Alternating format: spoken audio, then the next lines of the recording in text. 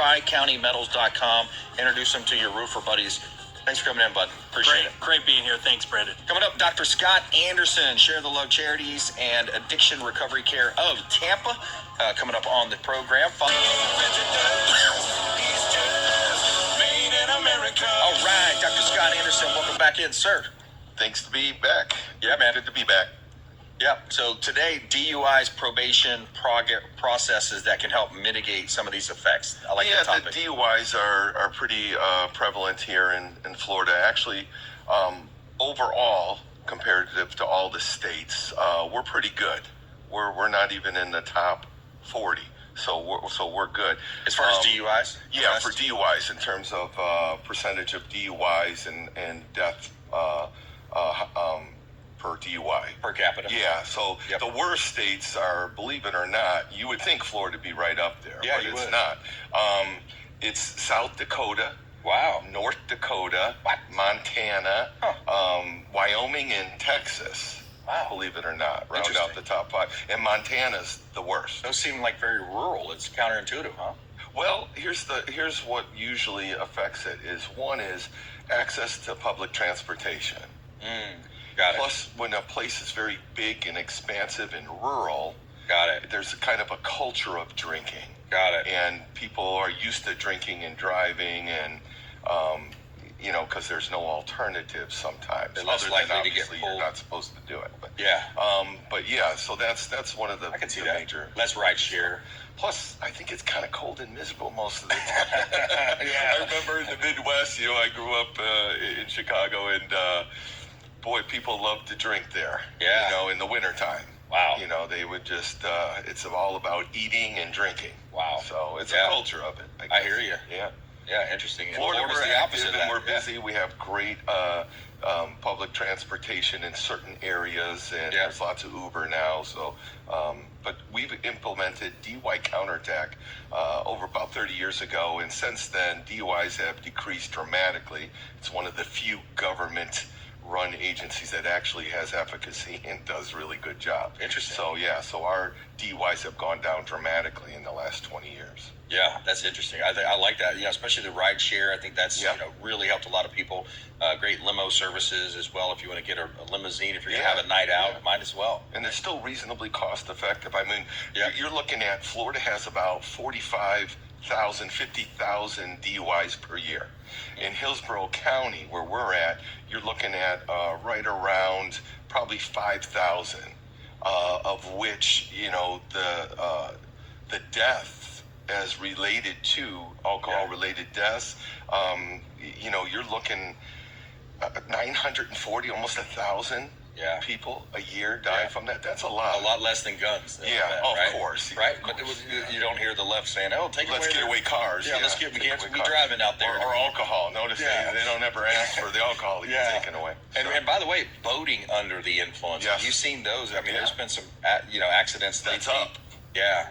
That's up, man. Yeah, that's up. Unfortunately, that may go down a little bit because DeSantis decided that they can't just board your boat anymore for no reason, just to do the Nazi checks. They've got to actually have a reasonable cause. And stuff. I'm sure they'll find. I like how he's erring on the side of the Constitution and freedom, and especially with the property tax thing. I mean, that's going to be great if we can reduce these property taxes. Unbelievable. So I'm really hoping on. He's gung ho about it now. I've watched him about 3 or 4 times, really speaking to it. So I'm hoping he gets done. Man, I think a lot of people are. I saw something that said something like 81% or 71% are for that. I'm like, who's the other 19? That's what I want to know. All these 19? surveys that liberals do, there's always 20% that wish for death and destruction. Who are these people? You know what I mean? I mean, the TDS. Is it Congress and their relatives? I don't get it. Well, they got TDS. Those are the ones that have the TDS. So that, whatever it is, the opposite. I heard it. I was listening to Mike Gallagher's show today, and he said something about, if Trump were to come out and say something about dog stuff on the side of the road, they would say, no, we're going to eat that. Yeah, exactly. Let's try that. Let's see if in children, we call it oppositional defiant disorder. Okay, yes. And these are, Congress is like children. I mean, so they would probably qualify under that diagnostic, but oppositional defiant disorders, where you basically are opposing to just create havoc and cause pain and suffering to whoever's around you. I can see that. Hurt people. And Yeah. mentally unstable people, like most politicians, really do have some serious issues with wanting anarchy and destruction, while they reap the rewards of that, and they align their pockets. I can see that. Yeah, the authority, they're going against authority or against the opposing they want party. chaos. It's easy to control. That's right. So create chaos. That's part of their strategy. I mean, that's where the whole men and women thing. Keep people down and under, with the need and dependence on government. Right. They create the problems, and then you got to go to the government to solve the problems. That's a big one. And that's just a measure of control. Increase taxes, that way they can control more. Of course. And, you increase can't the size own of government. anything or do anything, can't afford anything, and you're dependent upon the government for everything. There you go. They'll be in power forever. Yeah, exactly. That's true, man. That's exactly what the strategy is. It seems to be. It is. Strategy of the left, Well, don't make it worse by losing money on DUIs. Yeah. You know what I mean? Here's the thing. The average cost for one DUI is right around $5,000. It's $2,500 to $5,000, depending on if you get an attorney. Wow. Now, there's a question you were asking earlier. You were interested in. You said, "Hey, what's the great debate is? Do you blow or don't blow with the field sobriety test, or do you go?" First of all, I'm not giving you legal advice, so I have to preface that. Yeah.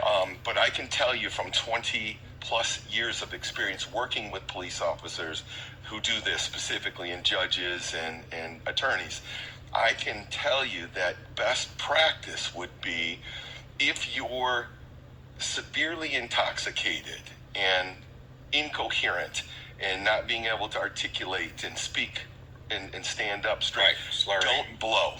Right. Don't blow. Just do a refusal. I tell people all the time, never submit to a field sobriety test. You don't have to. You do not have to. You can ask to be breathalyzed, or even blood work is fine. If they suspect drugs, they have the right to do that, which is fine. I would go straight there. I would negate the whole process of the field sobriety test. It's set up to make you fail. Right. You got to be kind of an athlete to do that. Yeah, when you're sober and straight, you still can't pass it. So there's only one admissible one, and that's the eye test, because it's an involuntary muscular movement around the vicularis oculi, which is the area around your eye there. Your eye tracks in a very specific way in vision when you're looking at something. It's called eye tracking. So it'll look at points of reference really quickly, and it follows the same exact pattern. When you're inebriated and you follow the pen without moving your head, what they're looking for is involuntary muscular movement in the left or right side. That would say that you were impaired. So that could be used against you. When you say involuntary movement, so is it going to be slower to catch up to the pen? No, it's a little wiggling on the side of your eye. It has nothing to do with tracking the pen at all. I didn't realize that.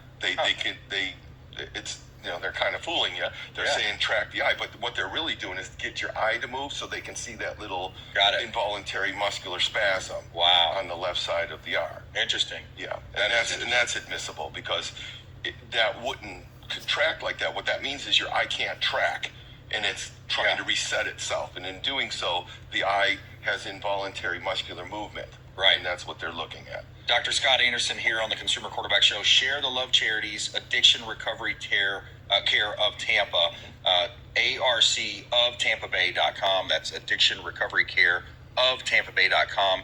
He can help you in a lot of different ways. But by the way, for our audience, how do you help people? Who are you looking to talk to? Well, we do regular treatment of substance abuse and mental health, but what I'm here to kind of help people through is the process of the DUI. And by the way, the blow, like I said, if you're very intoxicated, don't blow. Right. If you're even reasonably coherent, you can talk and you will walk around, always blow. Okay. Because then in court, almost 90% of the time, they're going to plea bargain that down to a reckless or something. You've got some leeway for your attorney to work with.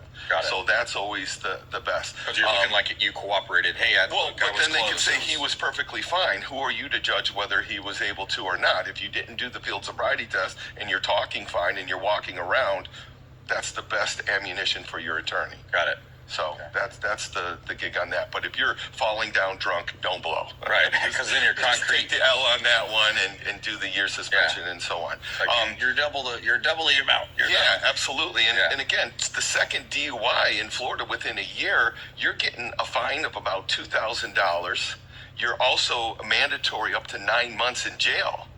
So two DUIs, and you got probation, you got the IID interlock device in your car. Special insurance, SR22. You're talking big expense and big hassle. So 4 DUIs in the course of your existence and driving, and you're going to get a mandatory revocation, permanent. Wow. And that's the end of that. Yeah. Well, hey, look, if people are making that many mistakes, they don't need to be on the road killing people. I agree. No, I exactly. completely agree.